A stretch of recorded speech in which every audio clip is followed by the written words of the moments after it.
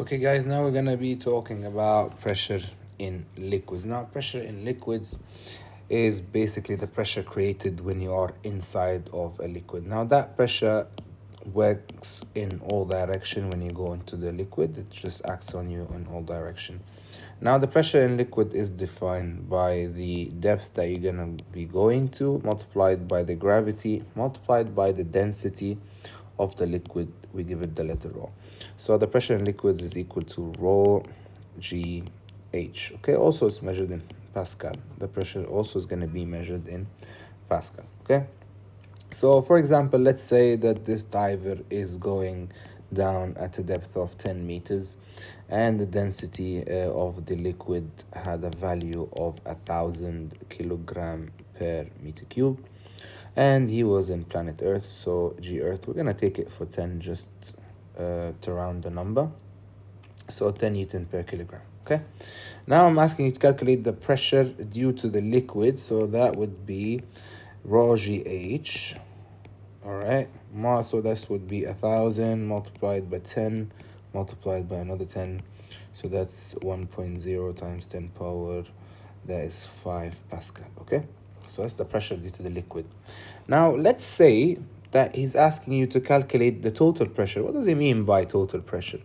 Now, total pressure is the pressure due to the liquid plus the pressure of the atmosphere. Now, we all know that there are gas particles. So, look at the atmospheric pressure. We say that the more you're closer to the surface, the more particles, the higher the pressure. As you go further away from the ground level, you're going to have less particles due to the effect of gravity, right? So these gas particles that we can see here are basically acting or pressuring the liquid as well. Okay, they're acting in this direction. So when you want to calculate the total pressure, so let's say that we have the pressure of the atmosphere is also to 1 times 10 power 5. So that would be 1 times 10 power 5 plus 1 times 10 power 5. So this is going to give us a total pressure of 2.0 times 10 power 5 Pascal. That's how you calculate the total pressure. Keep that in mind.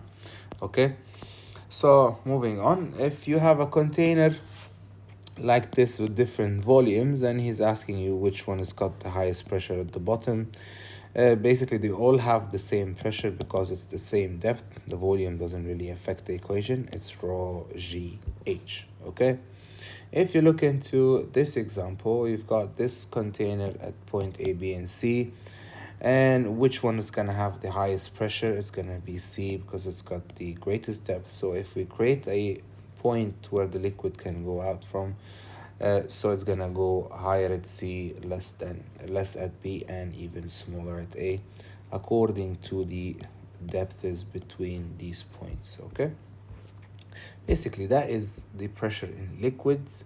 We're not going to be talking about hydraulic system, but these are the major ideas when you're dealing with pressure in liquids. Sometimes they can combine pressure in solids and liquids. Look into the questions that we solved in the past papers so that you can see what I mean. Thank you.